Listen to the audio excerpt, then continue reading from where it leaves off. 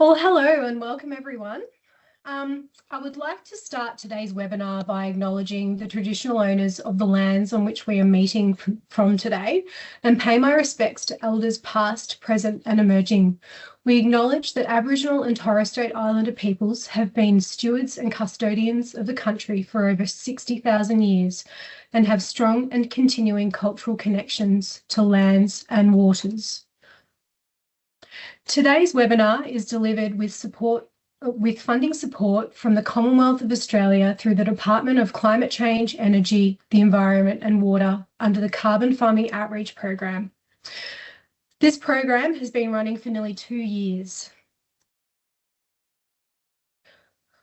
Okay, well, thank you for joining our Australian Dairy Carbon Calculator training webinar today. This webinar is to specifically help upskill those looking to support farmers in the near future to complete their carbon calculation, or those that might already be supporting farmers, or for those that would just like to know more about the Australian Dairy Carbon Calculator. Oh, sorry.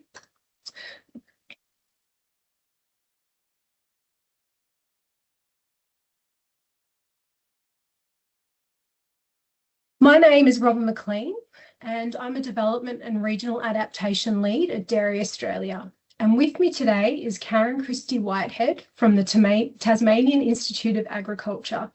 Karen will be our first speaker today. Karen developed the Australian Dairy Carbon Calculator and brings technical expertise of its design, methodology and practical application. Our second speaker today is Scott Jardine at Dairy Australia. Scott works closely with farmers and service providers across Australia to build capability in carbon measurement and farm emissions management, sharing real-world lessons and practical advice. During our webinar today, we'll be covering the purpose and structure of the Australian Dairy Carbon Calculator, breaking down and discussing each section of the ADCC, including the farm data that is used and why it matters, tips for improving data quality and consistency, how the new data collection tool simplifies on-farm data collection, practical insights from working directly with farmers and service providers, and of course, there'll be time for Q&A. We'll be stopping for questions throughout the webinar. During Karen's presentation, we'll break for questions after each section of the ADCC and at the end of her presentation. During Scott's presentation, we'll stop for questions at the end of his presentation. Just some quick housekeeping before we start. So during the webinar, please stay on mute. If you have any questions during the webinar, please feel free to add them into the chat and I'll read these out before we stop, when we stop for questions. And when we break for questions as well, you're also welcome to raise your hand, come off mute and ask your question. Our webinar will run for approximately 2 hours and we'll have a short feedback survey towards the end of the webinar. I will now pass you over to Karen to discuss the Australian Dairy Carbon Calculator.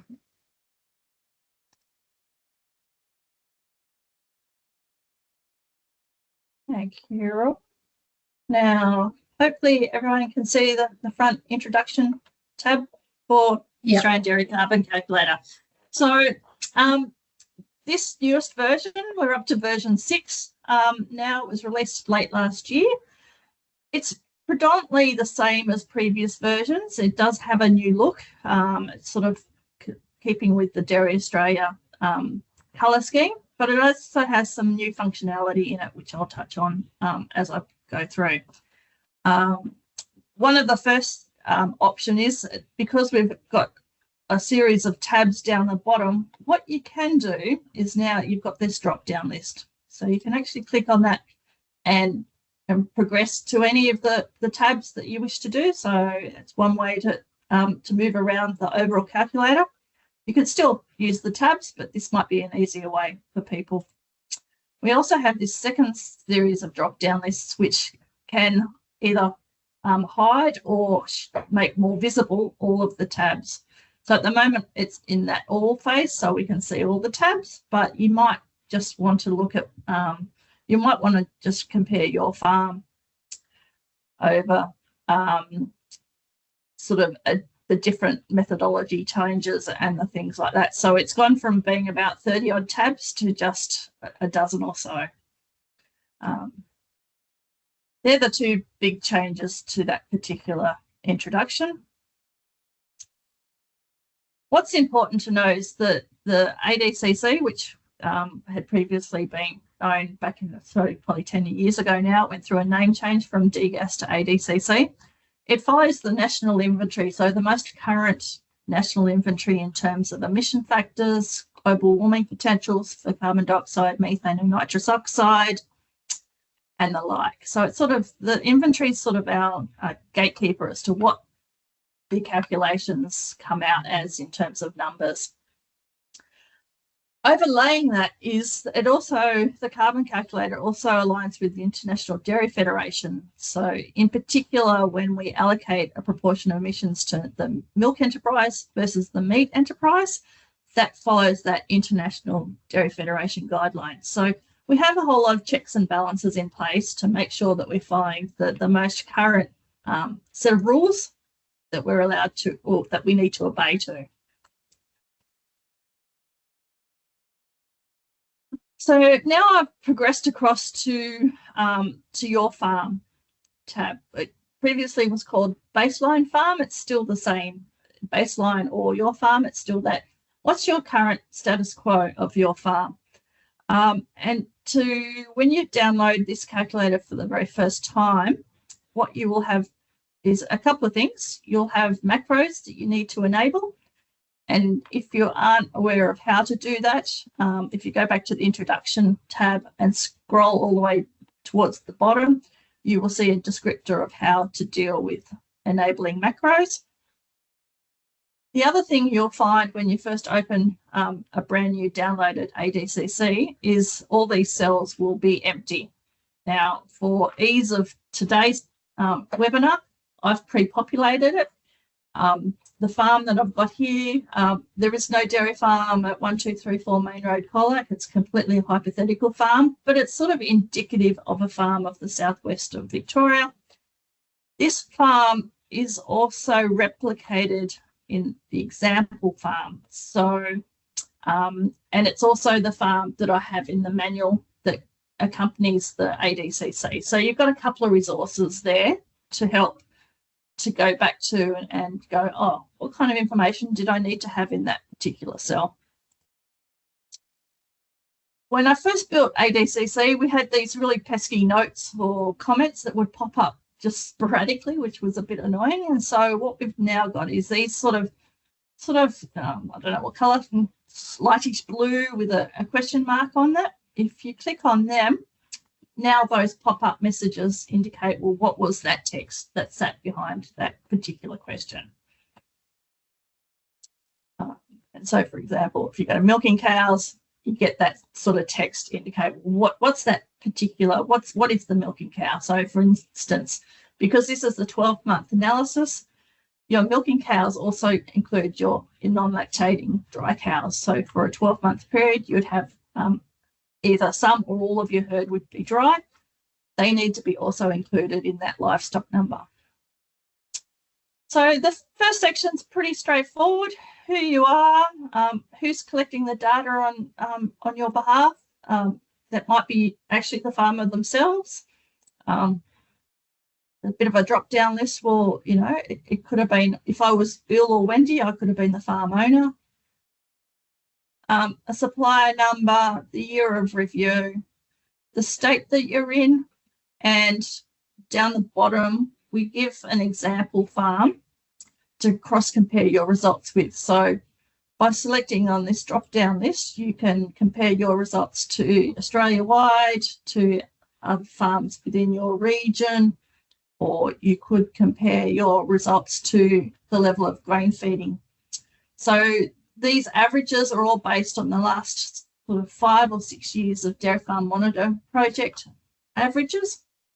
So it's a good way to do a cross comparison. How am I compared to Dairy Farm Monitor project farms to see if there's any similarities or quite differences, large differences. The next section is your livestock dynamics. So we want to know how many cows, so what was the maximum sort of number of cows that you milked over that 12-month period. So for herds that calve once or even twice a year, it's sort of the peak milking herd size. For herds that milk year-round, as I said earlier, it includes your dry cows. So you'd have a proportion of dry cows as well as milking cows for any particular month. So we're trying to determine what's the average, or the sort of the number of milking cows that have been calved and milking for a minimum of 2 to 3 months in that 12-month period. We want to know their live weight because that determines intake and therefore methane and nitrous oxide emissions. We also need to, because we now allocate a proportion of emissions to meat production, we want to know how many cull cows you have and their live weight. Keeping in mind, generally cull cows, when they are sold, they're going to be heavier than your milking cow. And so it's important to try and get some good idea of what the live weight is of your milking cow. You can use your cull cows as a point of reference, but pull it back a little bit because your cull cows generally have put on a bit of condition prior to sale. And then we move to our heifers greater than 1 and our heifers less than 1 year of age. And these are our replacement animals. If, for example, you're raising, you're keeping all your calves and you're raising all your heifers, replacement and non-replacement, your non-replacement heifers should come across into the other stock class. These two sections are really just referring to your replacement heifers. And again, we want to know number of heifers, their live weights, average live weight gain, and if there were any of those that were sold in that 12-month period. Bulls, again, pretty self-explanatory, how many bulls you've got and their live weights and any sold. And then your other stock classes, so these will be your non-replacement heifers and any steers that you've kept beyond weaning. So I should have said that earlier. This is sort of any livestock non-replacement heifers or steers kept beyond weaning. Again, we want to know sort of numbers, their live weight gain, and if you've sold any.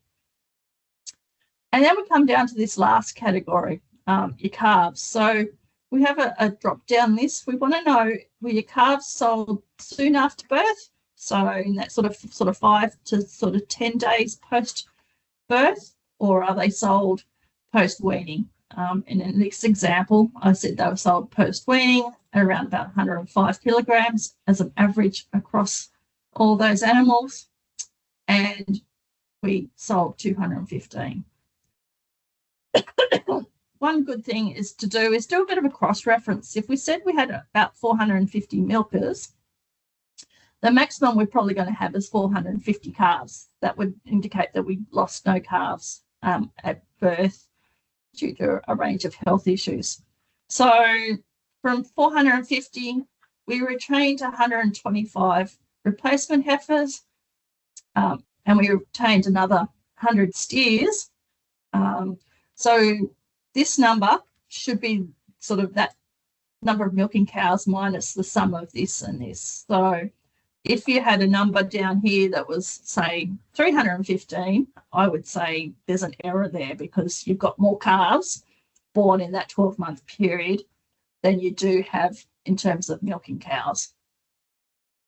So I might pause there because stock numbers are a big driver of emissions, and so it's important to get this particular section as accurate as possible. I'll just pause and see if there's any pressing questions. Yeah, there are some questions, Karen. So Wilma has put a couple of questions in the chat. So her first one relates to hectares. She says, I see there is no space for hectares and that the reporting doesn't have emissions per hectare. Is this intentional? What is defined as a farm? So the farm is any land that you have control over. So if you've got an outblock or a runoff block, that's part of your farm business. If you're, say, for example, you're adjusting your livestock, your heifers or your dry cows off farm, you still also include them as part of your inventory because they are part of your farm business. We don't look at emissions per hectare typically within dairy because our main, usually emissions intensity looks at emissions per unit of product. And hectares is not a product in the same way that grain or wool or meat is a product as well as milk. So there's no intention of building an emissions intensity per hectare into the calculator at this stage. So Wilma had a second question, and that was, and I'm not sure what BMs is supposed to stand for. When are the BMs updated? Time of year? Benchmark, sorry. Sorry, can you repeat that? When are the benchmarks updated? Oh, benchmarks. Yeah. Benchmarks. The benchmarking every year. I do a sliding scale for the last 5 years.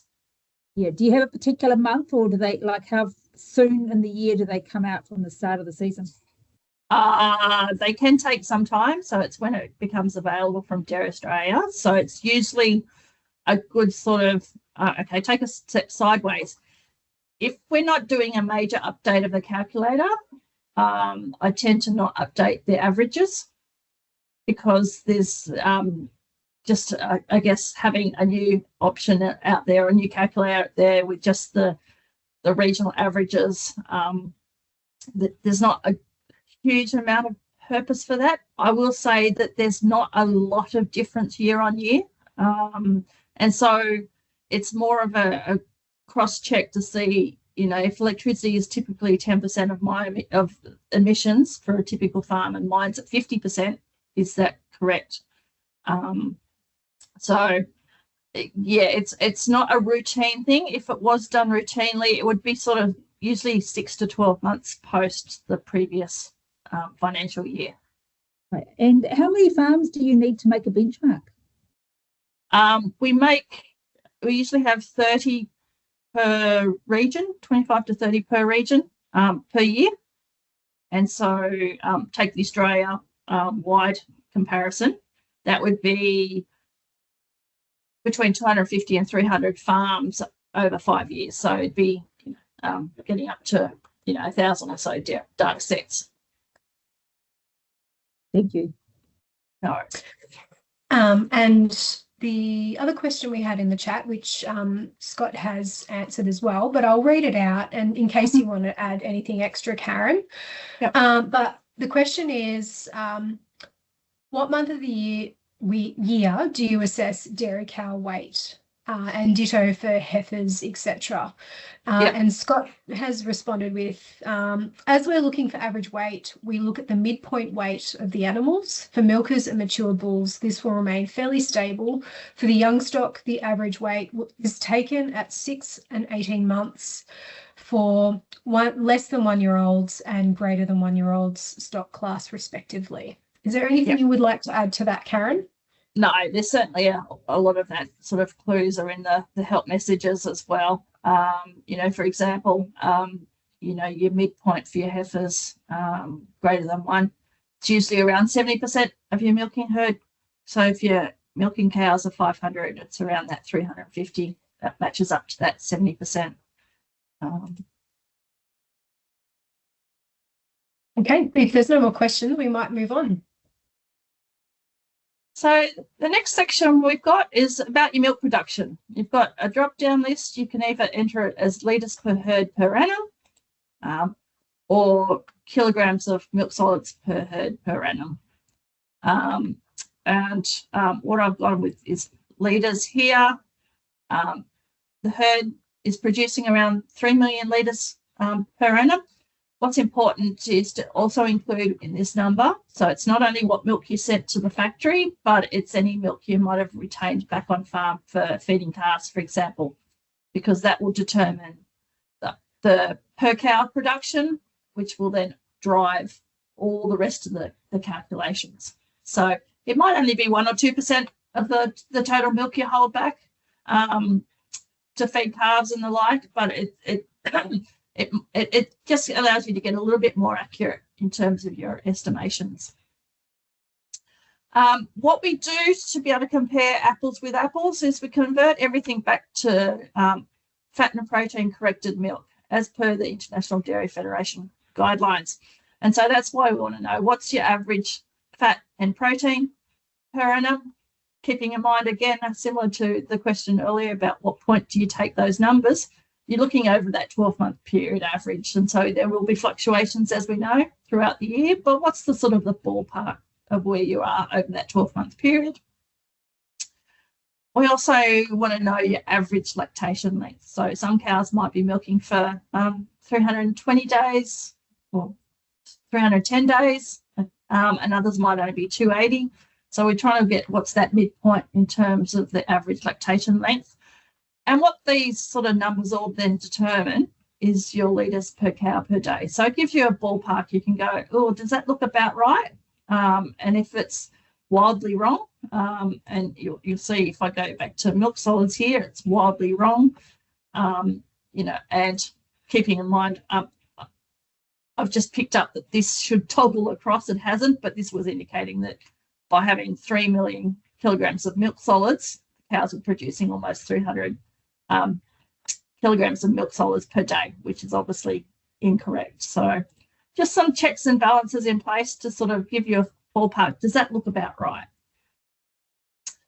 Any quick questions on that section? There was one question, and it was in relation to weight again. And they've asked, how sensitive is the calculator to live weight? That is, how much of a difference will an over or an underestimation of live weight make to the emissions intensity? It will have some bearing. And if,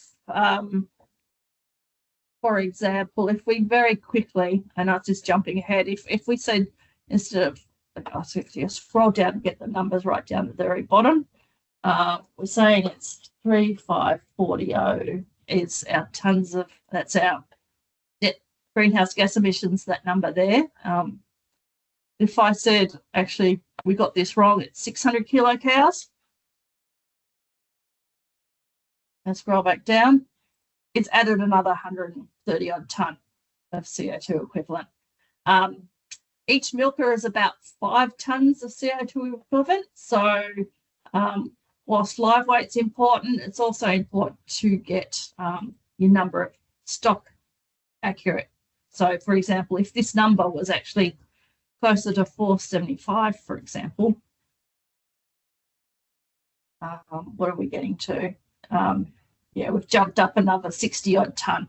So it's sort of, there is degrees of sensitivity. So as closely as you can, try and get as accurate as you can so you can have more confidence in the numbers.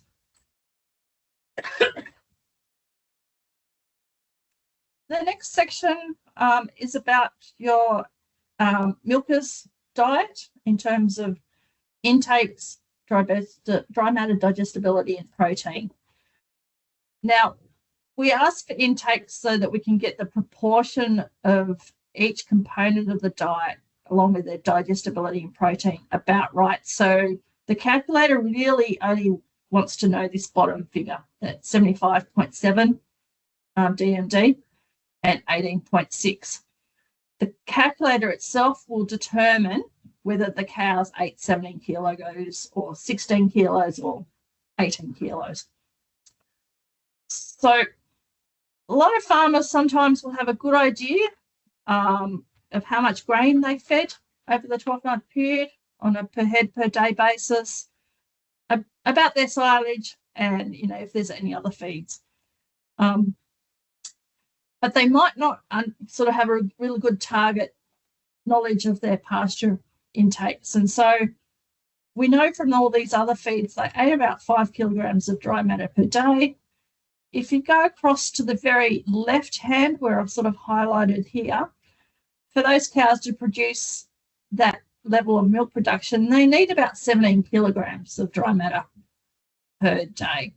So what we can do is, okay, they need 17, we've fed them about 5, so they need about 12 kilograms of pasture. They're going to eat about 12 kilograms to get that milk production where it needs to be.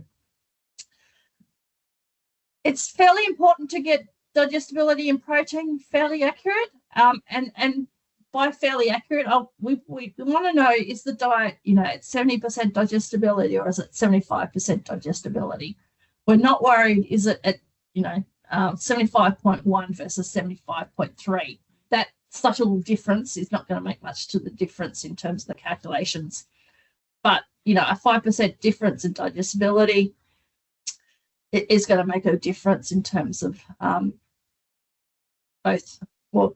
predominantly methane, waste methane production. Same with protein. Is it an 18% protein? Is it 20% protein? Excuse me. Is it 22% versus is it 18.1 versus 18.3? There's a couple of ways you can have help with that. There's a click here to help regarding feed quality, which takes you another tab. But with Scott's data collection tool, he's also put a fair bit of time into developing a sort of a nifty way of trying to determine these numbers. He's added a bit more functionality in there. So I think, Scott, I might leave to you to explain what you've done with that particular module or tab within the calculator. It follows the same principles. So we're just trying to get a feel for what's the digestibility and protein of the diet of the milking cow, including their dry phase. But other livestock, and so that's your heifers and steers and bulls, we just have a single figure across all those other livestock classes. And what we've got here is the defaults, what we use in the national inventory, which is 75% digestibility and 20% protein. We don't separate between stock classes. We don't. And again, the calculator determines intake. I might just pause for a moment there as well, Robin. Yeah, so there was a question in the chat, and it says, is the feed offered versus intake? I suppose yep. The note is that farmers feed out an offering versus intake, and we need to check this, is what they say. So we need to take into consideration wastage. So, for example, in the bales, when you're feeding grain or concentrate, you might only have 1 to 3% wastage.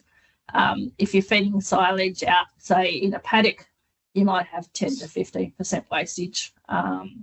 And so we're trying to determine intakes are based on what's actually goes down the animal's throat.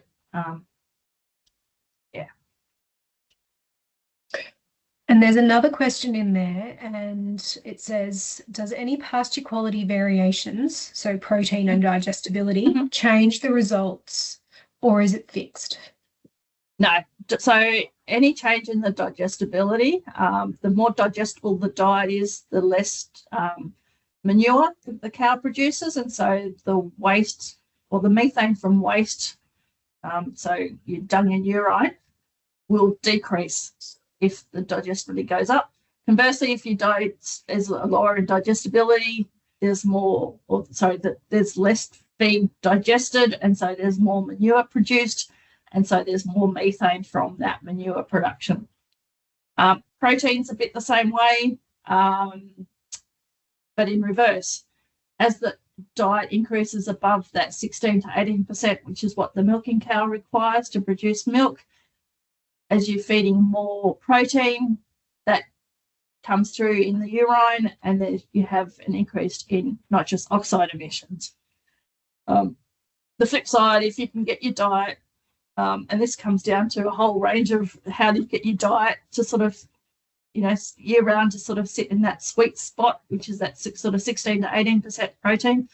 The closer you can get it to that, the less nitrous oxide you'll be producing from dung and urine. And I guess another question, or just to highlight, I guess, from me is around that.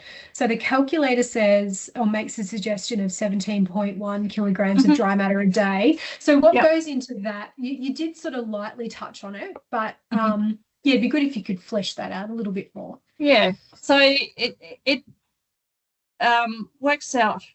It's calculated. There's hidden in the calculator. There's a whole lot of calculations below each sheet. And so it takes the daily milk production, it takes their live weight to determine what their estimated intake would be required, aligning with what the national inventory determines. So it's sort of I guess a back calculation of, if we know this is how much they produce, this is how much they weighed, therefore they need to eat about this amount of pasture. It's based on things like NRC guidelines. What does NRC stand for? This is going back. This, like, 1980s and 90s. So typical feed information for grazing systems. Now, if you had, say, for example, you're a TMR farm where the cows are not walking as far as they would if they're in a grazing system, it does change the dynamics.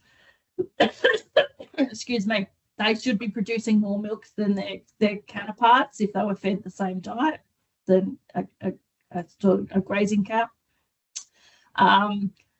It's just there to sort of give you a ballpark to try and get that sort of pasture intake about right, so that with the proportions, so this is basically sums all of these, where this is sort of a it's a the sum product of intake time digestibility to try and get an overall average. But if I do what I did earlier, and I'll just see, I think results should be back at 3540. If we said, okay, we thought it was really 14, not 12, it'll change those two numbers slightly, and we've gone up by 4 tonne. So 4 tonne is about like having one extra milker on your farm. So to put it into perspective,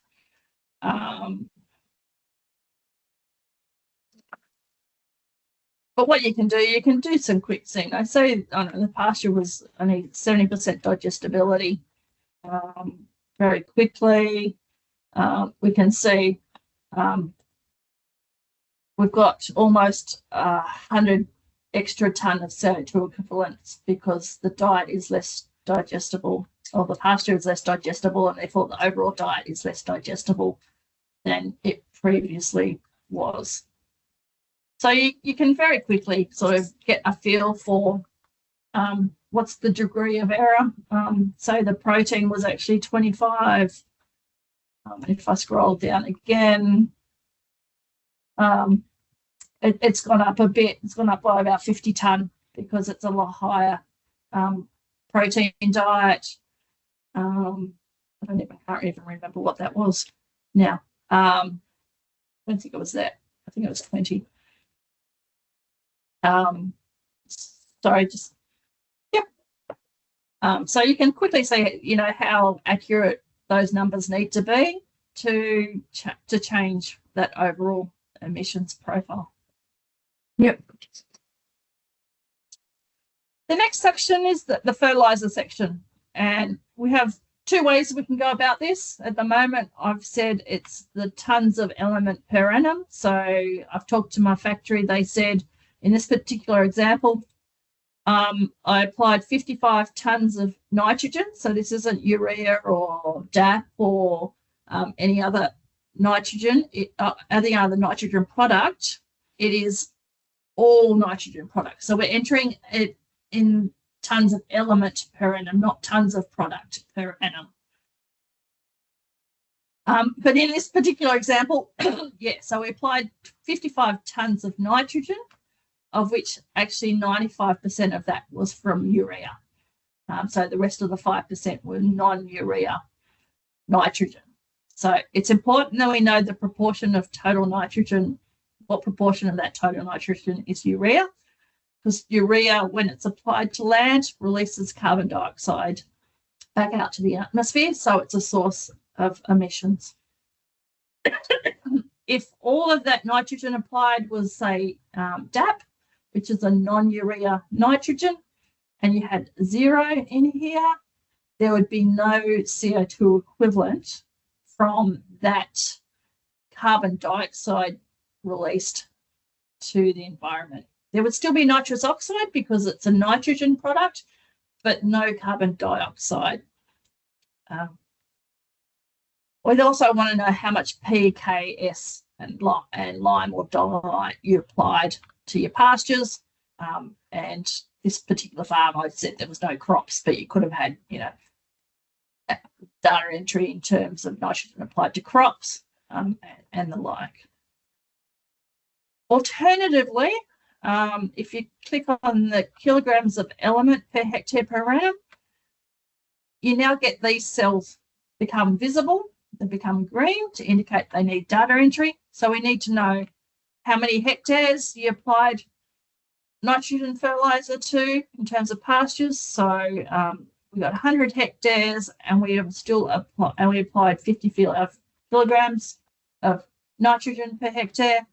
Or we had 20 hectares of crops that we applied nitrogen to, and how much we applied to that.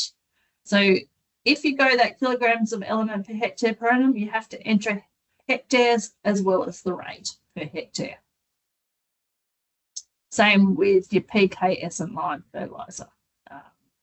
You have to enter how many hectares there are and the rate per hectare.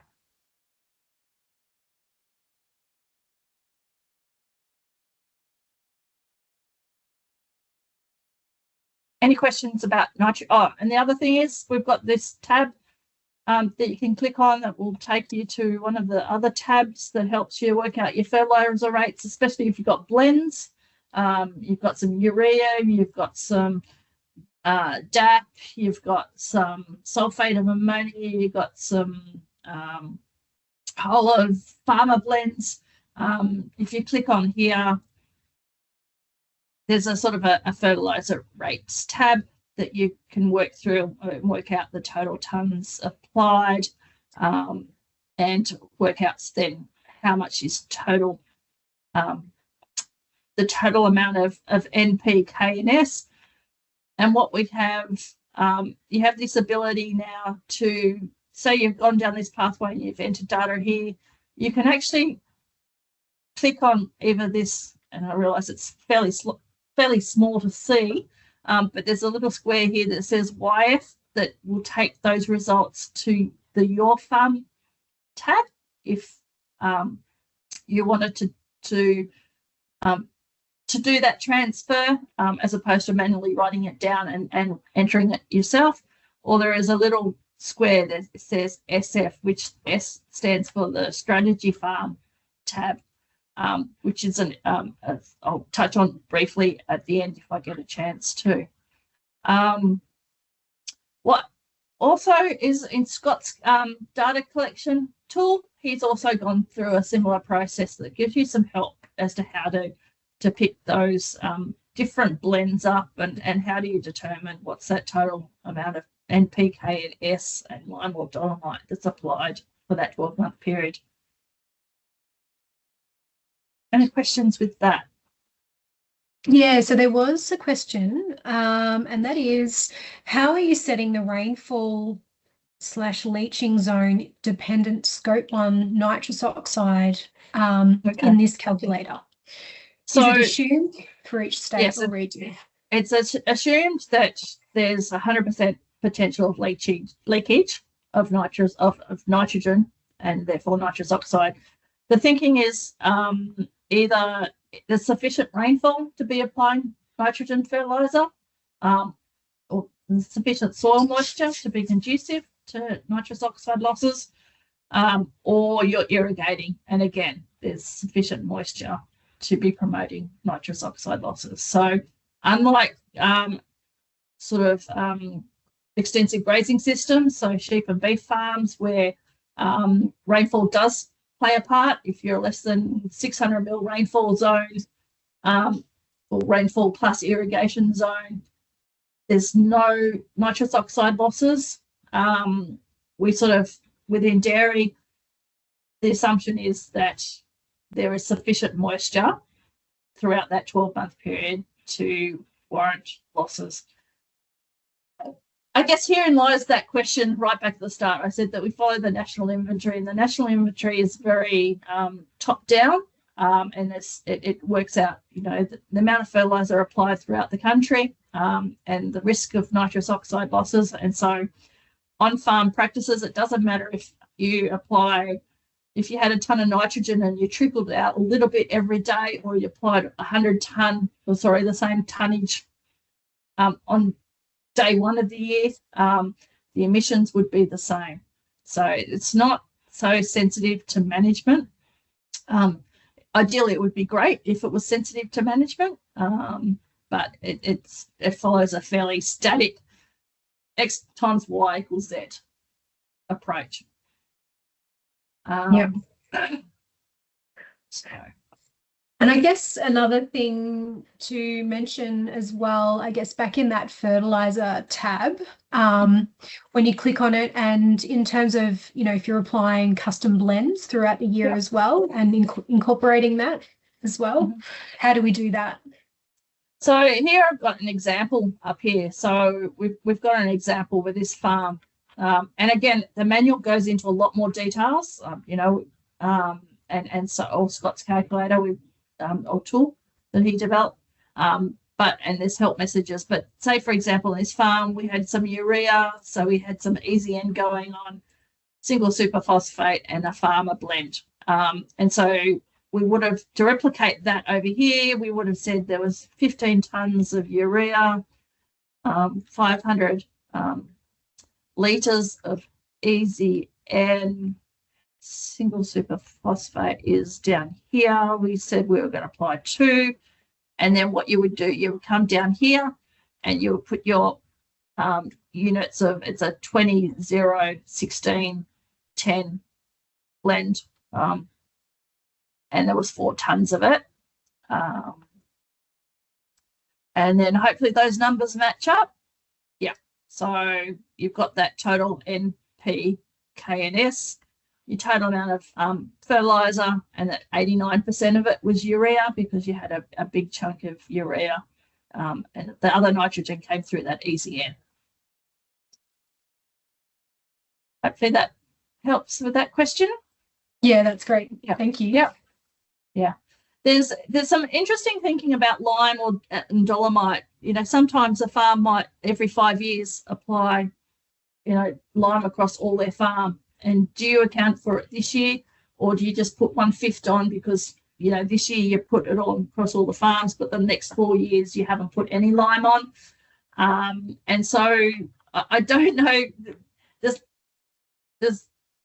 There's pros and cons to putting it all in the one particular year that was purchased and applied, because that's then indicative of that particular year, but it can then skew your results. So, you know, for that particular year, you're going to have a higher emission profile because you applied lime to your paddocks all that particular year. So as opposed to only putting 1/5 on year, which is not really true, not a real true reflection of what happens year on year. If you said, okay, I put the lime on last year, but for the next 4 years I'm going to still account for it for what I did 4 years ago or 5 years ago. Electricity consumption, pretty straightforward. We want to know how much electricity you purchased from the grid. So if you've got solar panels on the farm and you're generating electricity, your purchased electricity should be lower. We don't account for any electricity you might have generated on farm that you then feed back into the grid. That doesn't get accounted for here. So pretty simple. This farm purchased 175,000 kilowatts of electricity. It came from the state grid, but our who we purchased it from guaranteed that 10% came from renewables. So what the calculator will go, okay, you purchased 175, but really only 90% of that came from the sea or has a carbon footprint. The other 10% comes with zero carbon footprint. Same with the diesel and unleaded petrol. We want to know how much you sort of purchased that's on farm, but we also want to know if you have contractors coming on to do processes like fertilizing or spraying or cutting silage and baling. We want to get a feel for how much diesel they may have consumed. And if you click on that sort of help message, you'll get this information pop up to sort of follow that for different processes, an approximate litres per hectare for that.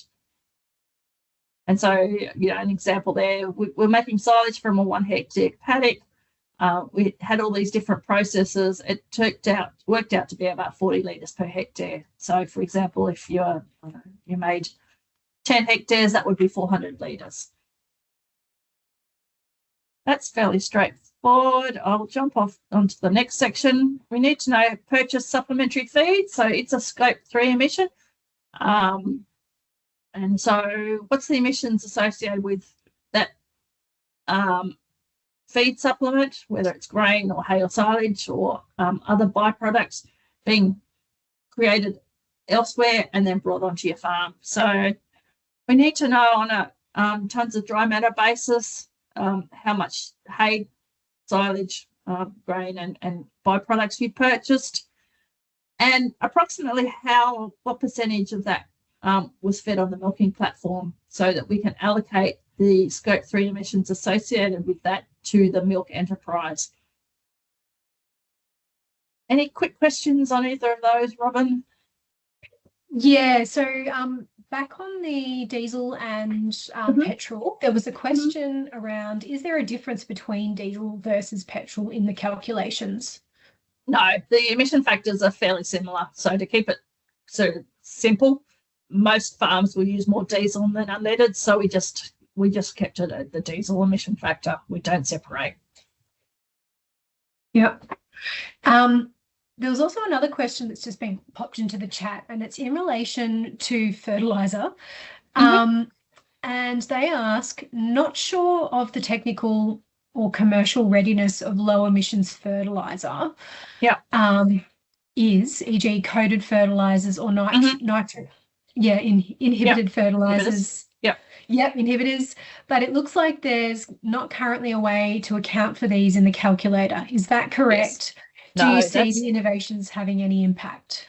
Yeah, that's what this is the baseline farm. So what we have is, because they're new technologies that aren't currently available, we have the option to explore interventions. So just to quickly, if I wanted to quickly show you how I would get to that, we would go to it's particular tab.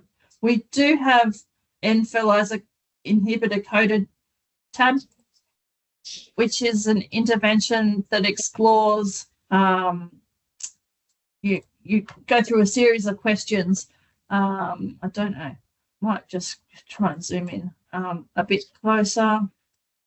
And it has a sort of descriptor of what the intervention is all about, and then it has a series of questions. So what proportion of the fertilizer that you purchased is coated with an inhibitor? And it has a series of questions, and the manual goes through a lot more details as to how to answer these particular questions. We want to know what's the cost of uncoated versus coated fertilizer. We want to know, if the inhibitor was able to grow more pasture, how much extra, how much land was applied with the inhibitor. So how much of the farm had the inhibitor applied to it? Sorry. What's the megajoules of ME of that pasture and the like, and then if you had carbon price for that reduction in nitrous oxide, what does that look like? And so you can very quickly see what's the impact in terms of reduction in emissions and profits. And yeah, there's a whole lot, there's a series of tabs that go through similar things to this with a whole lot of different abatement options. And I've, yeah, keeping in mind, I've rushed through that very quickly, granted. But, you know, if the national inventory comes along and has a series of equations that takes into account inhibitors, that would be built into that baseline farm system. So we're guided by what's the national inventory determining. The same with feed additives, for example, that reduces methane emissions. If that becomes your baseline status quo, we would have some way of picking that up in that baseline farm system. So, Karen, given it gives you a reduction in emissions, so it gives you a tonnage, is it possible to include that in the ADCC some way? Yes. Okay. Yes, possible. We will touch on that. I'll come back to that question in this next section. So we've got this section called carbon sequestration in tree plantations, but it could also, this section could be just as easily relate to soil carbon, or it could be in, say that nitrification inhibitor. If we knew it could reduce emissions by X amount, we could use this particular section to deal with that. But if I step back and say, okay, we're just going to treat this as the tree plantation, we want to know, are you estimating that you've got a drop down, and granted it's very small, and apologies, there's no way of making it at least drop down any bigger, just within Excel, but you've got, if I just go there, there's no estimate, there's no trees on farm, and so we've got no carbon sequestration. You're based on data entry here, and so we want to know what region are you in, what species have you got, and if you're looking at the drop down list and you go, I've got something else that's not on the list, we recommend selecting that mixed species. We want to know the area of trees and the age of that particular trees, and the calculator will determine how much carbon sequestration there is. If you said I've got 3 or 4 different pockets of trees, different ages, different species, different areas, you can just click on that vegetation tab and you get that same series of questions. What state are you in, or what region, what's the species, area and age?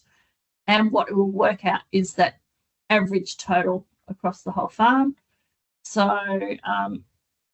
I've just got an example very quickly here of a New South Wales farm that's got used the calculator, but also has a look-see carbon estimate, and it determined that over this particular, having 3 different pockets of trees, we had about 30 hectares sequestering about 9.6 tonne of CO2 equivalent per hectare, which comes out at just about a little bit under 290 tonnes of CO2 equivalent per annum.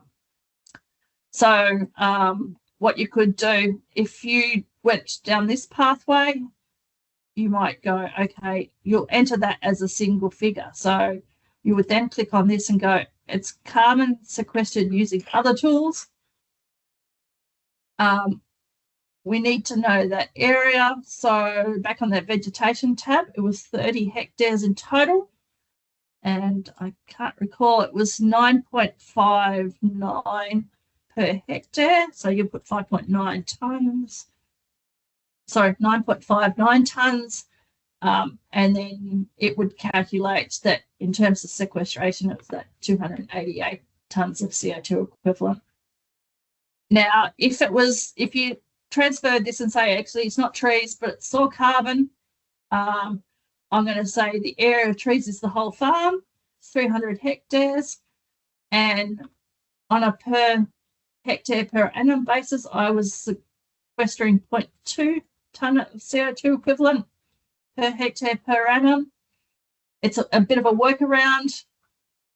It determined that you were sequestering 60 tonne of CO2 equivalent per hectare per annum. Same kind of thing. If you knew that your herd is now producing 150 tonnes less, you need to know that it's a 1 hectare and 150 tonne CO2 equivalent reduction. If I scroll down quickly, you can see it picks up that 150 tonne. So you can use this function in here to do a few different things to get similar results in terms of reducing your baseline farm emissions. And try not to rush through. Oh, I should ask, is there any pause for any questions for that in particular? There was a question and it was saying, could we produce a list of optimal or target values that have the most impact on lowering greenhouse gas intensity? We can then use these insights to see if a farm input is about right or has room to improve. Okay, I will touch on that in a moment. Yeah. The last big section, and it is a big section, is manure management. We have two options. We can either go with this default state-based factors and fractions. So the National Inventory says every farm in Victoria, approximately 84% of the manure is deposited onto pasture. Around 11% of the manure goes into an anaerobic lagoon, and then a small proportion goes to these other three systems. So a sump dispersal system is say you collect your manure at the end of the dairy yard and it's applied through an irrigator to different parts of the farm. Every day it gets moved around the farm. So it's not, it's spread on a daily basis, but a different part of the farm. Drain to paddock is where it drains to the end of the dairy yard and then drains onto the same area of land every day. So, back when I first started milking in the 1980s, if it was really wet, we couldn't get a tractor onto the paddocks. We would flood a section below the dairy, and so we didn't do that very often, but that would be reintroducing wet manure to that same amount of pasture every day.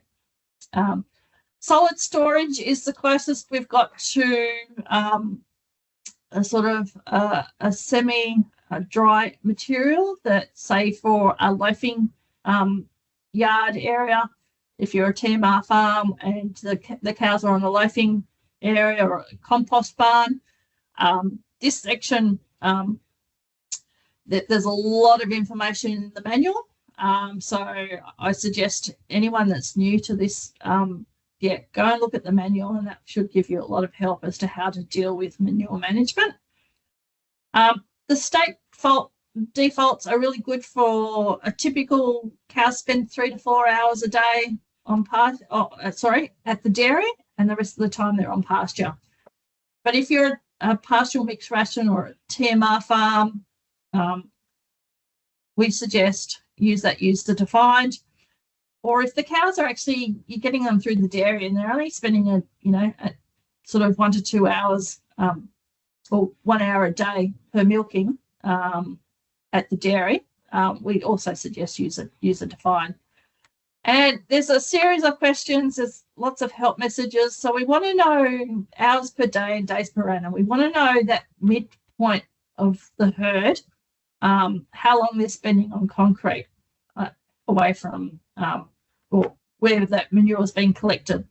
So, for example, the first cow might come into the dairy and be released back onto the paddock within half an hour, but the last cow takes 5 hours. So we want to know that midpoint between those two, which would be about 3 or 2.5 hours, something like that.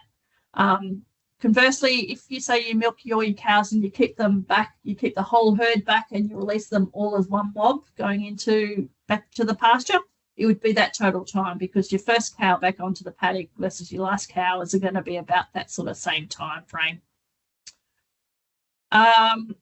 We want to know if, percentage of waste that's flushed and drains to the paddock with no treatment or removal of solids. That was, what I said earlier, where we used to just saturate that same amount of land every day versus flush and spread daily. And the default is that if you've got 0 and 0, it means for those two particular questions, it means 100% then goes to a pond lagoon system. We then want to know, do you have any form of pre-treatment of that manure? Things like a weeping wall, solids trap, and the like. You're holding some of that manure back from entering the lagoon, and if yes, what percentage? And then we have questions about the feed pad. We also want to know if the milk is spent any time on a feed pad, how many hours per day and days per annum. And sometimes that manure will be handled differently. It might still be flushed to a pond lagoon system, but it actually might be scraped and stockpiled. If it's scraped and stockpiled, that becomes that solid storage consistency. So it has a lower methane loss than an anaerobic lagoon system. You might have a case where a TMR farm, you can sort of piggyback the two. If they're sort of at the dairy and then in the feeding lane and the manure all goes to a pond lagoon system, you can use this first section to deal with that. If then they're sitting on a loafing pad for 16 hours a day, and that's scraped and stockpiled, or a compost barn scraped and stockpiled, but and so you could sort of have something like, for example, 16 hours a day for 300 days per annum, and then the balance 8 hours a day for 300 days is where they're on that sort of compost barn consistency. I realise I've rushed through that really quickly. Please look at the manual if you need any help on that. We've got the other stock classes, and so we've got each of the other stock classes which might be treated differently. We want to know, number of hours per day and days per annum and what proportion. It's generally going to be all your heifers or all your steers. You're not going to necessarily just have 50 or 60% of your heifers. But for most farms, it's if they're on a feed pad for extended periods of time, and what number there are and how is their manure handled. But I'll just go back to the defaults. I'm keeping it simple here for everyone. And then if we scroll down, we then get a series of results. And I'm conscious of time. So unless there's really a pressing question about manure management, which I'm sure there is, but if not, then you've got this series of results. So we break it down a couple of different ways. We look at total emissions for your milking cow across all the different sources. Looking down the page, you can also look across the page. So you can see enteric fermentation across all your stock classes. It's around 60-odd% of your total emissions. So we then, if I scroll a bit to the right, for this particular farm, their enteric methane is about 0.54 kilograms of CO2 equivalent per kilogram of fat and protein corrected milk. And it's pretty comparative to the Southwest Vic average.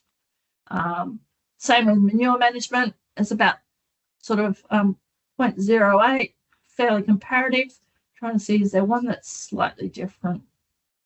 This farm in particular, a little bit, keeping in mind it was just a sort of an average typical farm, a bit more urea and lime compared to the overall Southwest Vic average. And so we've got our total emissions. So that's our total emissions prior to sequestration, our amount of carbon sequestered in trees, or it could have been soil carbon or some sort of inhibitor or some other form of reduction, diggers, our net farm emissions. And then we have a breakdown. So for this particular farm, it was at 0.95 kilograms of CO2 equivalent per kilogram of fat and protein corrected milk, compared to 0.92. So it's pretty comparative to the Southwest Vic average. we give it also on a per kilogram of milk solids, our emissions intensity, but we had a low meat emissions intensity compared to the Southwest Vic average. And then primarily because we had a slightly smaller proportion of emissions allocated to milk at 18.5 versus the Southwest Vic average. But we've also then got in graphic form, you can see a breakdown emissions intensity for your and we've grouped sums together. So, fertilizer derived nitrous oxide and carbon dioxide energy consumptions grouped together. What I'll very quickly touch on, which is something you talked about, the last question you asked, Robin, was we have, and this is a new function within ADCC, we have this action plan tab, and I'll just make this slightly bigger so it takes up. And so this sort of gives you a bit of a breakdown of how your farm compared to the typical for the Southwest Vic, which is what we selected at the very top of the calculator. And you can see the sort of a stoplights option. So, if it's green, there's sort of less than 5% difference your farm compared to the industry average. But if there's sort of a greater than 25%, it sort of goes to this sort of pinky colour. And so you can see, as I pointed on earlier, the emissions from urea, lime and dolomite is a bit higher for this farm compared to the regional average. And so what you can then do is then you can, there's a series of drop downs. So, how confident were you in the data that you entered that reflects your farm activities? And we've got a sort of high, medium and low confidence with that. So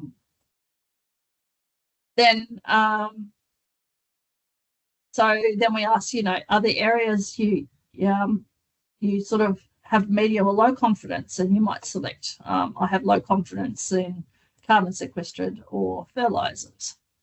And could you improve your data collection? And then next.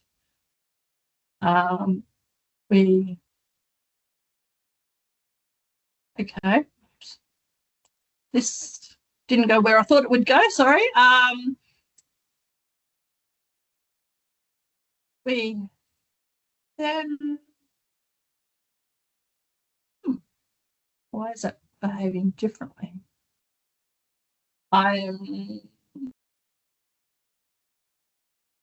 This has caught me out because that's not what I expected. There is usually a series of help here. And it worked before earlier. This action plan. What if I said I had high confidence?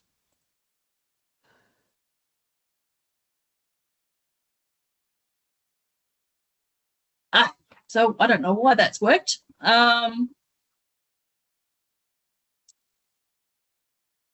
then, yeah, we'll look at that in more detail and get back to everyone. But there's usually a set of questions then helping to explain and explore potential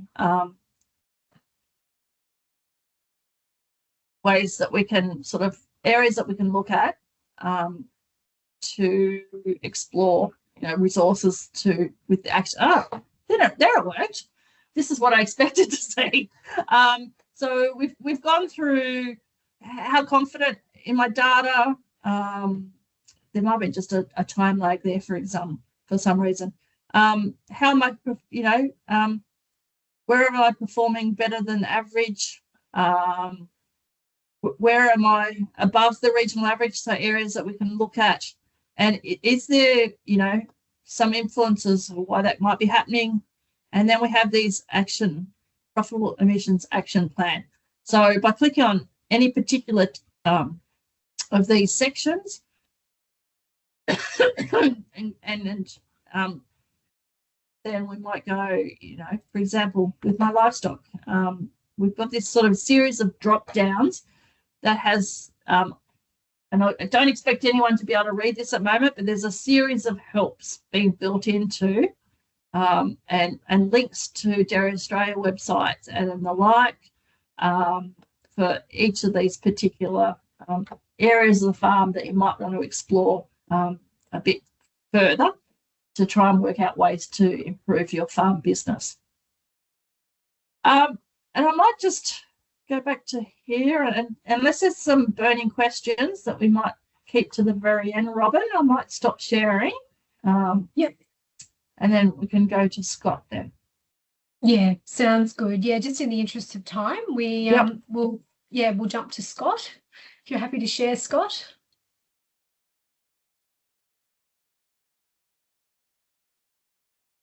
There we go. You've got my screen there. Fantastic. So, kick things off, I would also like to acknowledge the traditional owners of lands on which we're meeting today. I'm joining today from the lands of the Wadawurrung people. I'm down in Torquay. And yeah, certainly I acknowledge that there has been long and continued stewardship and custodianship of the lands for many thousands of years by Aboriginal and Torres Strait Islanders. I would like to pay my respects to their elders past, present, and any other Aboriginal and Torres Strait Islander people who may be here today.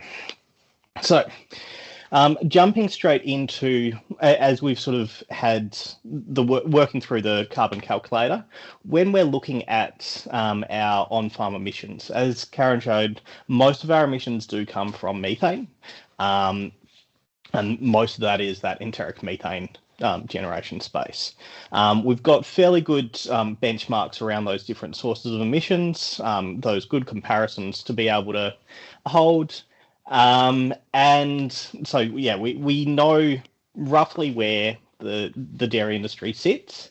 But one of our big challenges is getting from the roughly and approximately space to being able to say really comfortably, and this is for a range of different reporting requirements, how do we convert this approximate average space to something that we can really hang our hat on? Now, this gets to, so yes, we have the Australian Dairy Carbon Calculator. There are a range of different GAF tools as well. So the GAF tools, or Greenhouse Accounting Formula tools, or framework, sorry, that cover across all of the different production systems. A whole bunch of different companies and countries have their own accounting formulas as well. So why did I say let's create another tool, another thing that sits in the middle and creates a widget, which I think Karen might have even asked me that question. So one of the big things is that while we've got all of these tools, we've faced with this challenge that dairy farmers and most people generally aren't natural data analysts and aren't natural data collectors. Working with data can be something that sits in that space of anywhere from, look, I love living in Excel spreadsheets. I know that that's not something that everyone shares that enjoyment of. A lot of people, you pull out an Excel spreadsheet or say, righto, let's look at our accounts, fills us with some level of dread. But also a bit of what we've seen when we've been working with a lot of the farmers is there's a level of confidence that's not necessarily there around some of the use of the formulas and the calculations that we do provide. So being able to have something that can help them to have the confidence that all they need to do is enter in the data exactly as they're seeing it on farm. So whether that is things like, and particularly a lot of that work around the fertilizers and the feed side of things, to be able to say, this is the information I'm getting from my feed company, or this is the information I'm getting from the driver that's dropping off these loads of hay. And this is the best information I can get. How do I turn that information into what we can actually use on farm? Now, having a little bit of a breath before we jump straight into lots of data, one of the things that we have been doing over the last year or year and a half with the Carbon Farming Outreach Program has been running a range of workshops. And during those workshops, one of the things that we do is we look at the activities that farmers are already doing on farm that are going to play a role in their emissions and their emissions intensity. And what we're hearing is that even without doing the carbon calculations, a lot of our farmers are doing a lot of activities that are helping them to be as efficient as possible. This is one of that space where a lot of the time we know that most of the things that we can do to be lower emissions producers is to be efficient producers. And so that's really been our key focus at Dairy Australia since a lot of these projects kicked off. So really being able to highlight that emissions reduction isn't something about just saying, well, we're going to reduce our emissions, but the only way we could do that is to reduce our production. Actually, most of our emissions reductions come from increased productivity. So a lot of our farmers are saying, look, a lot of these activities that we are doing on farm, whether it's in our livestock and feed space, so these slides will be shared afterwards, so don't worry about trying to get down every different aspect. So a little bit of an explanation. The green bars are activities those farmers are already doing on farm. Yellow bars are the activities that they consider and they see a real value in implementing. So after we've had a bit of a discussion, they say, yeah, this is something that I actually see as having real value. The red bars are things that the farmers have said that they don't see as being a fit for their system now, or that they need to be incentivized to be able to consider. So some of those areas around things like being efficient with our feed utilisation, really high level of uptake of sexed semen, although that has, as we've had the workshops going on, that started to drop off a little bit because there's been a much lower hetero-export market. So the value of using that sexed semen has been seen to potentially be reduced in the short term. And so this is something that we can see that it's not just emissions that are going to drive these changes. There's a whole lot of different market drivers in that space. When we look at our fertiliser activities, again, there's a lot of farmers that are really adhering to things like efficient fertiliser use, the 4Rs principle, so right source, right rate, right time, right place. But there's some aspects that they really sort of steer away from. I'm an effluent system designer by training. I jump up and down at every workshop and encourage everyone to be considering that space of testing effluent. At the moment, a lot of farmers are applying effluent fairly consistently across their farm, but they're not having it tested. And when we're not testing it, that really plays into a space of not actually knowing what nutrients we're applying onto those paddocks. And as a result, we can't adjust our fertiliser budget to be able to accommodate those nutrient applications. Our energy and fuel see really high level of uptake of solar and renewable energy on farm. And I guess one of these aspects, even though when we think back to the sources of emissions and the amount of impact that electricity and fuel use makes on farm, it's a much smaller impact. But the big driver in this space with the solar, renewables, the batteries coming in, is that this is a really strong driver economically. And so it's being able to understand all of those different sort of drivers in our space. And then when we're looking at the trees and soil side of things, one of the things that we have seen is that, and we hear fairly consistently, is there's a really strong pushback against use of trees on farm for anything other than just really minor shelter belts. And this is something that over time, we're going to need to help the farmers to find a new way forward with this space. It's being able to understand that 1 hectare less of 1 hectare of trees taken out of the system isn't an equivalent amount of loss of production. We can actually see a big incorporation of additional for-purpose trees and plantings coming into the system without seeing a direct correlation of an equal proportion of the farm lost to production. So these are some of those aspects that we have been hearing, we've been discussing, and helping those farmers to be able to understand all of these different aspects are going to play a role in their emissions. Excuse me. So getting to the data collection tool side of things. So one of the things that has been around for a while, so with the development of the Australian Dairy Carbon Calculator, was a recognition that we need to have more aspects of being able to record the data as we're progressing through the year, rather than just getting to the end of the year and saying, oh gosh, what did I do and when? So for the last few years, we have had a data collection sheet, which is just a printable PDF, which provides that opportunity for the farmers to write down as they're going through the year, those different aspects that they are doing in terms of their farm management decisions. But the big challenges with the data collection sheet, one of them was that it wasn't interactive. So we were starting to have both farmers and service providers coming to us and asking, is there a way we could get this so that we could at least fill it in using an iPad or something like that? We're seeing more technology, more use of our phones for absolutely everything. So being able to consider from that perspective, yeah, we want something that is able to just at least be digitally utilized. But as well as that, being able to take away that requirement to do the calculations themselves.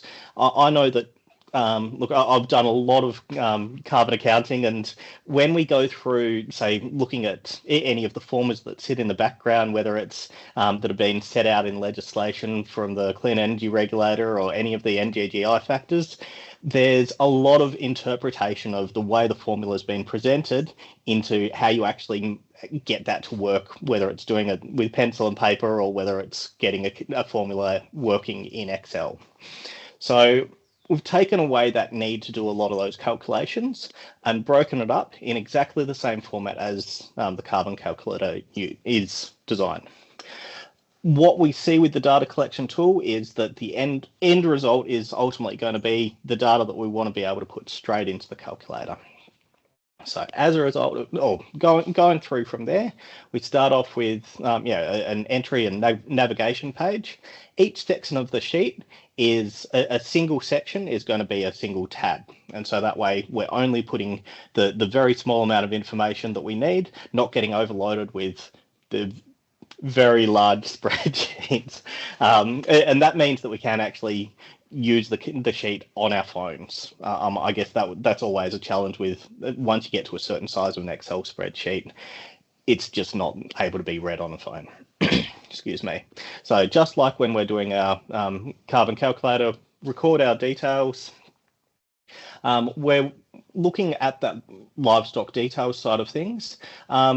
Again, this is probably the least SID section of the data collection sheet, but the one thing that I have got there is just that conversion through to being able to say, righto, what's our start and end point of our live weight? When we're looking at any of the other stock, so key aspects there, we've got those non-replacement stock. We've got matching up the same age at the start and the same number at the start and the end of the year. Because these ones were sold at 6 months, and I think this is still the way we're doing it, Karen, we'd be having those as half an animal for each of those stock. And so what you'll see there is there's a few aspects. So we've got those 90 animals in the number of stock we've got on the farm for the year are going to be essentially half an animal. But we've still used the average live weight for the whole lifespan of that animal in our top section, even though our live weight at the point that it's sold would have been lower than that end live weight. That way we can still get the average growth weight and weight of that animal. The other thing that we look at, we're using the calves that are sold soon after birth. Really important on the on the carbon calculator, there is that drop down. We need to make sure that we're selecting the right option there, whether it is sold soon after birth or sold post weaning. If we don't have anything in that tab, the calculator won't pick up those animals. When we get through to our milk production side of things, I've gone through with some of those different options, so being able to have either recording as litres or as kilograms of milk solids, but some of those really key discussions that we have when we're working with the farmers. So being able to say, are we feeding additional milk from the vat, excluding just that hospital milk and colostrum? Historically, a lot of the farms would have been aghast at sending any milk that was being produced not to the factory. But as we've seen sort of progression through in understanding of rumen development, we've seen a really high level of increase of farmers that are feeding, whether it's straight milk from the vat the whole way through the calves pre-weaning phase, or we see them fortifying that milk. But because there has been quite a shift in that space, being able to record whether it's litres per calf, whether it's litres per day. So some farms, they would say, yep, I know I've got a calf trailer, I fill it up twice a day, that's 200 litres twice a day, don't know how much each calf's getting, but that's just my standard approach. Alternatively, we might have more of the penned approach where we know, yep, these calves are getting 5 litres per calf twice a day, and that way, yeah. But we break that down.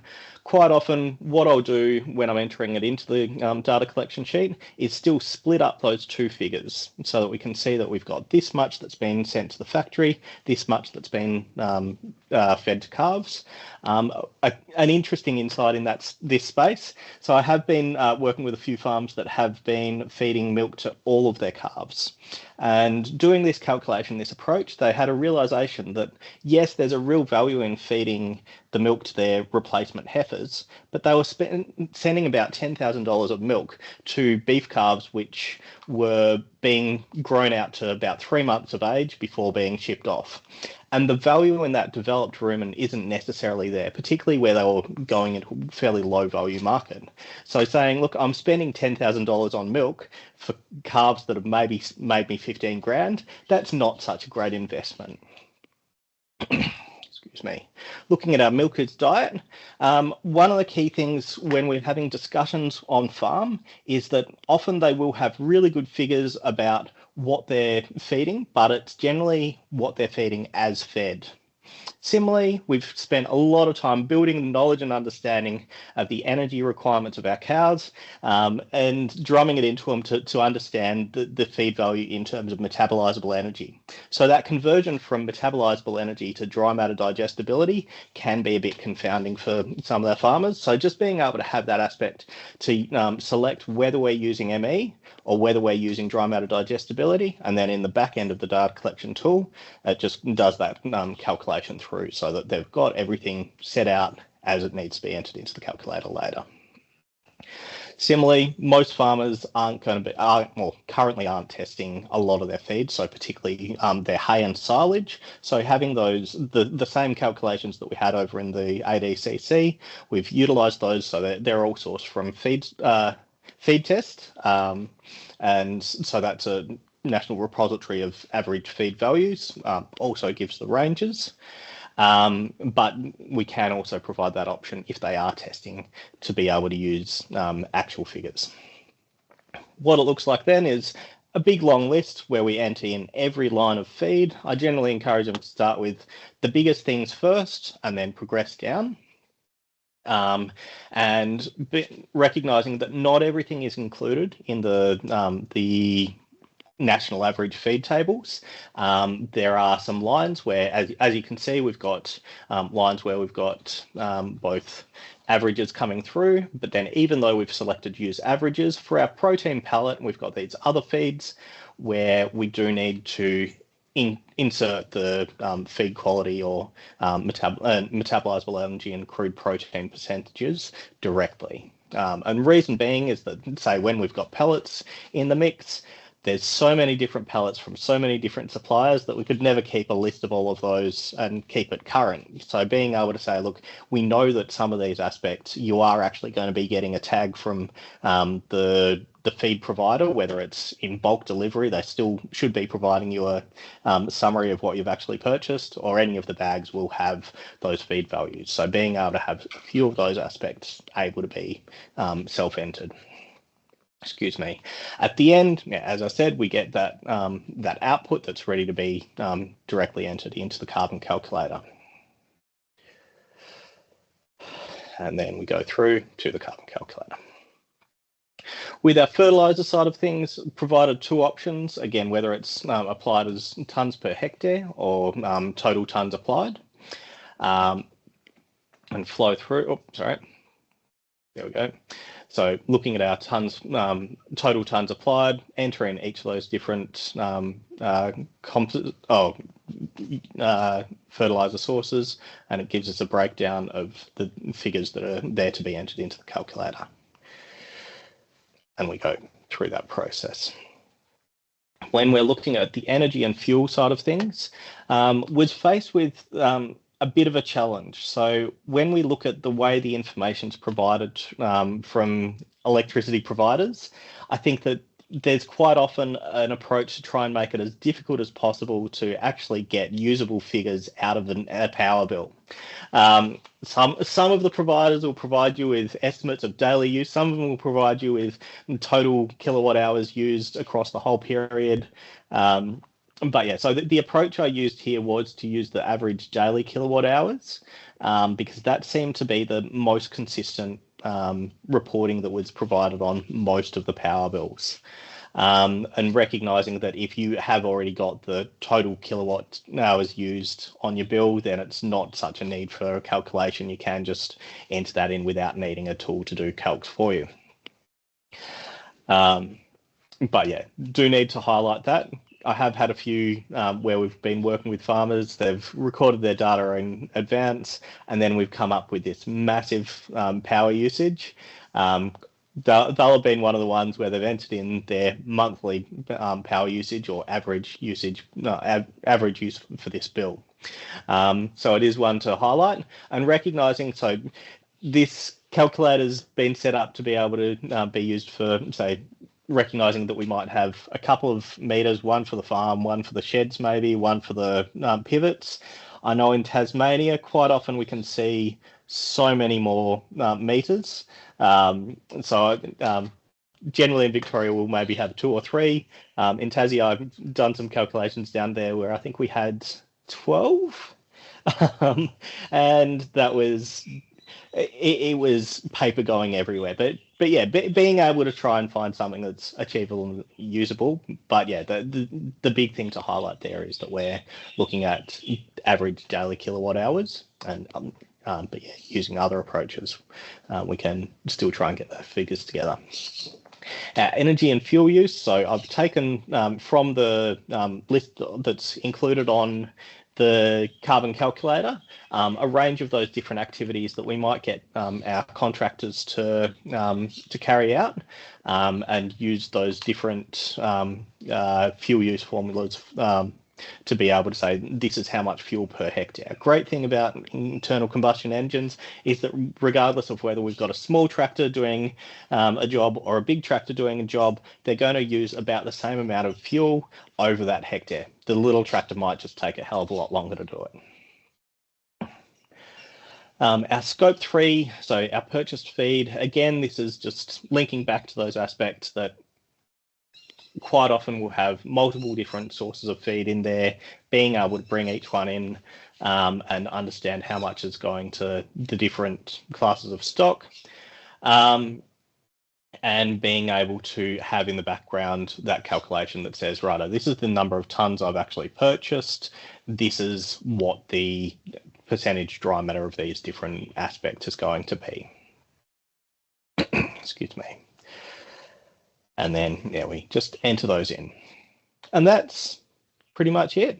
There are a couple of sections that I've left off simply because they're virtually identical to the Australian Dairy Carbon Calculator. But yeah, so hopefully, and one aspect that I will sort of raise here. So in developing and sort of preparing to release this, we've been road testing the calculator with the data collection tool with a couple of processors who've been working with us to try and get more numbers out of their suppliers. And what we've seen is a really big turnaround in terms of the level of confidence that we're seeing both from the farmers in being able to provide those numbers, but also the processors being able to feel confident that their field service officers can get usable data a lot more easily and a lot more confidently than what they were looking at previously. So being able to get that higher level of uptake of use and understanding. So any questions? Sorry, I haven't Yeah, been thanks. monitoring the chat, but Thanks, Scott, and thank you, Karen, both for your presentations. There are a couple of questions there, Scott. So the first one was from Laura, and she asks, how often would you recommend farmers test their effluent? look, it's going to be, so particularly with the sludge side of things, testing it either at or prior to application. So depending on the effluent system, they might be desludging once every 3 years, once every 5 years. Hopefully it's not never desludged it and don't need to empty my effluent pond, because that's a problem with design. But yeah, so generally speaking, wanting to do that testing before they're doing application. Agriculture Victoria maintains the list of effluent system designers who are trained and registered to be able to do effluent testing. So I don't recommend anyone just goes out, rolls up their sleeve and fills up a big milk jug to say, righto, let's test what's in here. Get onto one of the effluent system designers. They're trained and able to do accurate testing of that effluent and collection of that effluent sample. But yeah, so that is on the Agricultural Victoria website. But yeah, so generally prior to application, whatever that desludging application frequency is. Yeah. Okay. Thanks, Scott. What about if you lived in another part of Australia? So say you lived in Queensland, for example, who's your best contact? Yep, so that's still the Agriculture Victoria effluent system designer list. So they maintain the national list. They in collaboration with Dairy Australia, maintain the design and manage or design dairy effluent management system course. And so that's the reason that AgVic maintains that list. But there are designers across the whole of Australia. Perfect. Thank you. And the other question was in relation to the carbon farming activities graphs. So they were just asking about, where that survey sort of came from. So I thought it might be a nice opportunity just to touch on where we got that data from when we were doing our workshops. Yeah, absolutely. So in the workshops, we've had around, 649 attendees, I think, all up. So that the graphs or the summaries, the activities that we do, we provide the participants with 4 sticky dots of each of the colours and provide them the option to be able to stick up on the activities that stand out to them the most in each of those areas. So already doing, considering doing, would have to pay me to do that. So as a result, that's why we don't have sort of every answer for every area on the graph. It's self-selected and limited option. But yeah, so across that of roughly 650 participants, most of them have put sticky dots on the graph. Sometimes some people are just reluctant to participate in activities, but the vast majority of them have participated and contributed that there. Yeah, and so it was their top preferences too. I think, that's important to highlight. And it's nationally as well. It's not just Victoria specific. It's across Australia from all our workshops over the last nearly 2 years. So there is another question in the chat and they say, thanks, Karen and Scott. You've developed a great tool noting minor inconsistencies in data input. Have you done a gap analysis versus GAF, ANIA, and or do you have insights on what differences we should expect in the results? I'll leave that one for you, Karen. That's a great question. So I guess some background history. So the GAF tools that Melbourne Uni and in particular Richard Eckard developed back in the early or mid 2000s, the dairy GAF became the foundation for ADCC. So they both have that same foundation of using the national inventory that sits behind how those estimates are done. The other calculator that's in the Australian space that is very much aligned is the ADCC that sits within DairyBase. So if you're going out to a farmer, and I think the very first question you need to ask them are, do they put their data into dairy base now, either directly or as part of a dairy farm monitor project. Because if they do that, they already have pretty much everything they need to do in terms of data entry to get a carbon estimate. There's only, I think, 2 or 3 different additional questions that have to be answered to get a carbon estimate in dairy base that aligns with the standalone version of Excel version of ADCC, which I've just shown you now. And all those 3 calculators have just slightly different nuances. For example, the ADCC within dairy base only has 1 other livestock class. It doesn't break it down to other livestock less than 1 and greater than 1. It groups them all together. And so how those averages are worked out gives you a slight overestimate with the dairy-based version versus the standalone version. DGAF has it on a seasonal basis versus ADCC is on an annual basis. So again, very subtle differences, but the differences in the net result, if you put the same data into each of those calculators, will be sort of a less than 1% or 2% difference. It's a good thing to note that if you're going down a pathway of collecting data and putting it into a calculator, to continue using that same calculator, so those subtle differences between each of those tools, you're putting it into, say, the standalone version of Excel each time, each year, so that you've got that consistency comparing year on year with the same tool. I'm not sure who asked that question, but I'm trying to also find it in the chat to see if I answered it correct, if I answered it fully.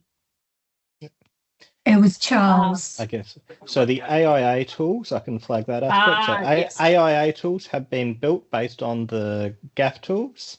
Yeah. Getting to where we're anticipating a new release in hopefully July this year will be more of a national inventory tool that will be incorporating the GAF tools, but will be incorporating the approach used in ADCC for the dairy side of things. So Karen and I have both had a fair bit of consulting on that. Yes. Look, there's a lot, like I think in the next, it's safe to say in the next sort of 3 to 5 years, there's going to be a lot of changes within this space. Like I started in this work in the mid-2000s, and before anyone was really worried about their carbon footprint, Dairy Australia were on the forefront of looking at this, and so we developed the calculators, and sometimes they sat on the shelf and didn't really get used all that often, so to speak. But there's going to be a rapid increase, and there is a rapid increase as our milk factories need to know what their Scope 3 emissions are from their producers. The need for having good and accurate estimates of carbon is going to become more and more important. So we're trying to streamline it so that unlike, for example, in New Zealand, where there's multiple different calculators that give you multiple different answers, the calculators within Australia are very much aligned. Very subtle differences in the bottom result, but differences in the order of magnitude of 1% or maybe even less than 1%. Thanks, Karen. And we do have another question in here from Ian. When working with farmers on filling out the ADCC, where have you found the biggest data gaps or those that require the greatest effort to answer? Do you have any ideas on how to make that process easier in the future? I think that the biggest and I guess the most surprising gap is actually the number of cows that we have on farm and the live weight. So for, say, seasonal calving herds, it's fairly easy and straightforward, but once we get to year-round calving, it is a real challenge in being able to put their finger on exactly how many cows they have in the herd. But yeah, so being able to understand and be prepared for that reporting. So things like having the data collection tool to be able to record some of these aspects, whether it is having additional connectivity with tools like Maestro and some of the other herd management software tools could be ideal. But I think that preparedness is really going to be that biggest aspect. When it's a retrospective look at the end of the season, or maybe even 6 months after the end of the financial year, to look back and say, how many cows did I actually have? It's quite easy to just fall back to that, or about 350, or we get very round numbers. And whenever I'm working with the farmers, I do say, look, round numbers make me nervous. Reinforce that, each of those animals has about the same emissions as a family car driving on the road for a year. So being able to put it into that sort of a context and being able to understand that this is going to be the biggest impact on our footprint is it helps to create that understanding, but also seeing that value in why we're wanting to have accurate figures. Very good points. I'll also add to that too, the same kind of thing, like in terms of, like, if you're 10% out with your fuel inputs, it like your fuel inputs might only be 3% of your total farm emissions. So if you 10% out, it's okay, you're at 2.7% now, or 3.3%. If you're 10% out with your milking cow, and she's around 60% of your emissions, that starts to become a material difference. And so focus on your milking cow numbers, including your dry cows first and foremost. And what's your replacement rate like? Is your replacement rate, that could be a good cross check. I know I'm getting about 20% of my heifers, so does that sort of match up, and things like and that. So but I think, certainly the Scott's developed this tool that's going to help to sort of bridge that gap between what happens on a day-by-day basis to I have to do this on an annual basis. Yeah, both very fantastic points from you both. Now, there was another question there from Jack, and he's asked if we could go back briefly to the list of optimal or target values. Is this feasible for most material inputs?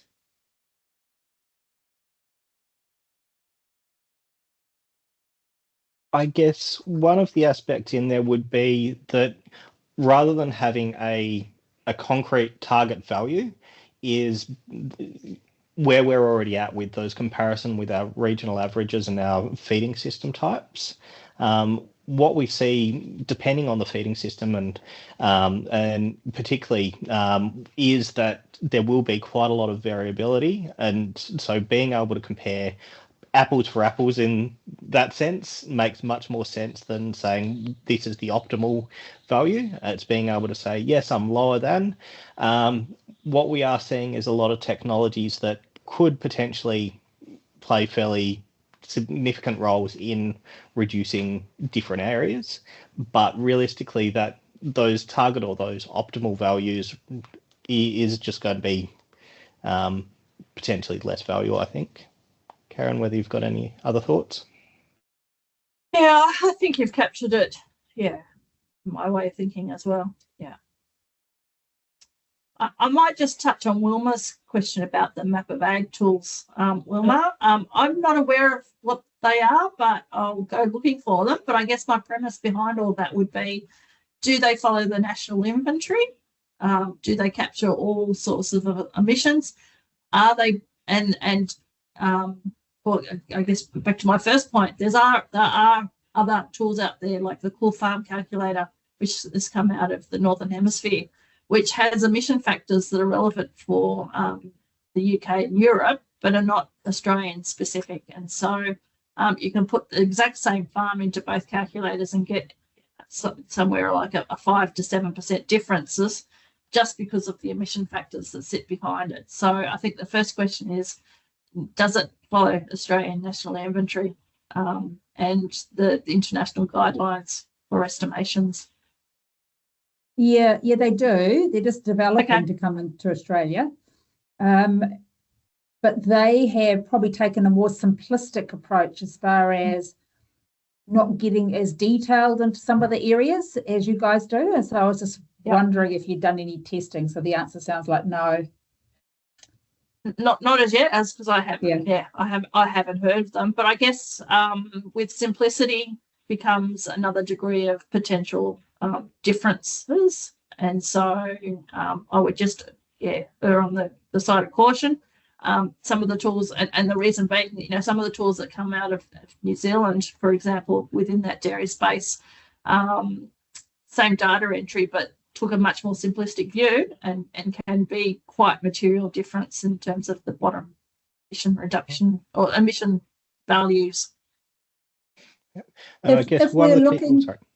If we're looking philosophically, though, at emissions reduction, does it really matter if the tools give you a different value, if the trend over time goes down? It depends. Well, Dairy Australia endorsed ADCC and the GAF tools. So I guess that's the bottom line from a Dairy Australia perspective. If the trend's going, if you're just interested in trends, but I think to have trends, you need to have confidence in those numbers, and how are those numbers. In the same way as if you participate in a Australian carbon credit unit scheme, or previously ERF, CFI, every few years the government changes the name of what the scheme is. It has to be verifiable, it has to be additional, there has to be no leakage. There's a whole series of guidelines and checkpoints that have to be followed. So I'd just be mindful of that if for example, Fonterra said our footprint is 10% lower from our feeds, from our milk pool, they would have to have good justification of how they came up with that number.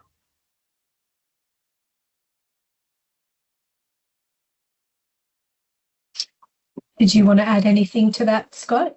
No, I was just going to say in reflecting that we are very keen on data, one of the things that we do collect data on is being able to make sure that we're delivering as positive and effective workshops and webinars as possible. So I would like, we have a little bit more to go before we wrap up, but just wanted to invite everyone to complete a quick feedback survey. So you can either use the QR code on the screen, or I've dropped the link into the chat. I will invite you to pull out your phones, do a quick scan. You don't necessarily have to complete it before we wrap up, but going through, because we do really value the feedback and being able to understand what we've done well and how we can improve in future. While people are getting that up, Scott, there was just one question from Ian as well before we finish that wrapping up questions, and that was, what will be the process for ongoing updates to the tool, e.g. starting to account for genetic improvements or feed wastage, etc.? So I mentioned earlier that there is that upcoming one tool to rule them all that'll be getting released so it's being developed at the moment by the Zero Net Emissions Ag CRC. They have a lovely acronym there, but yeah, so that will be getting released in hopefully July this year, which will be essentially a white label API, so a code that can be embedded into things like Dairybase or other third-party platforms. And so that will be maintained as a sort of single source of any of those updates and changes. And we'll be implementing the flow through of that API into the back end of Dairybase, and eventually migrating to using that as well. But that has been based, so the dairy component of that is based on the ADCC, and that'll be how that'll be updated moving forward. Great, thank you for that. If you wouldn't mind, I'll stop sharing now. And I will. There you go. Hopefully everyone's got the QR code. Yeah, I've got it on mine as well. So.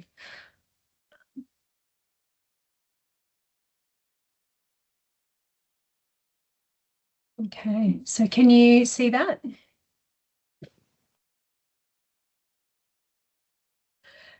Before we finish today's webinar, I would like to touch on what we have available in terms of further support and resources, as well as what we'll be sending in a follow-up email.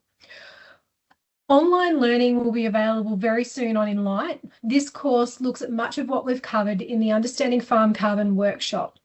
So greenhouse gas emissions, carbon farming activities on dairy farms, the ADCC, and also the Australian Carbon Credit Unit Scheme. In the follow-up email I'll send post this webinar, I'll have the recording, a copy of Scott's slides, a link to the ADCC, and we'll also include an example of a sample farm for you to work through to have a practice at using it as well. And lastly, we're here to help, so please get in touch if you have any further questions that come to mind after the webinar today. So please send them through. And thank you. Thank you to Karen Christie Whitehead and Scott Jardine today for your presentations and deep diving into the ADCC and the new data collection tool.